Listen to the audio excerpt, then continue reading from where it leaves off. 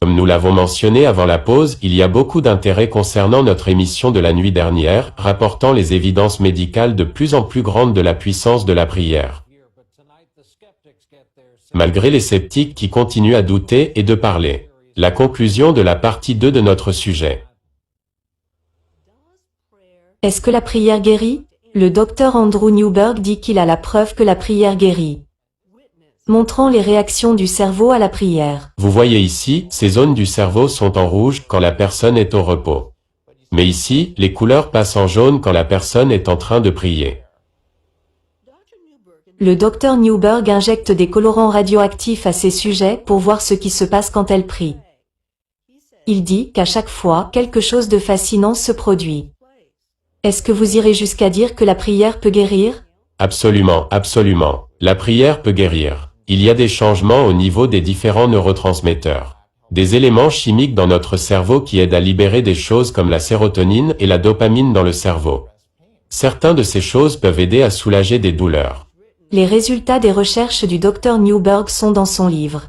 Ce sont des centaines d'études des dernières décennies. Alors que le corps médical a un nouveau regard sur le rôle de la religion dans la médecine moderne. Donc, pourquoi cela n'existe pas dans les officines des médecins? Les médecins demeurent réticents. Ils ont été pratiquement formés pour mettre cela de côté. Dr Henry Sorel avait l'habitude d'être l'un d'eux. Mais maintenant, il dit qu'après avoir revisé plus d'une centaine d'études, il a changé de vue. Plus on est religieux et plus grand est le bien-être. Sorel est désormais celui qui dirige la lutte en aidant le corps médical pour que les médecins reconnaissent la puissance de la prière comme une arme de la guérison. Comme dans les études de l'université Duke qui a reconnu que ceux qui prient journellement ont 40% moins de chances d'avoir une hypertension. D'autres études disent que la prière peut réduire la dépression et l'anxiété. Nous pensons que la recherche montre et montrera que les gens dont la foi est supportée par leur corps médical iront beaucoup mieux. À notre connaissance, ce n'est pas un remède contre le cancer.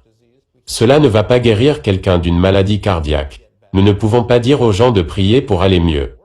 Cela n'a pas vraiment de sens. Mais la raison pour laquelle cela marche, c'est parce que cela fait partie du système de croyance de la personne. Dr Newberg espère que ces recherches vont accélérer la compréhension du mystère de la croyance.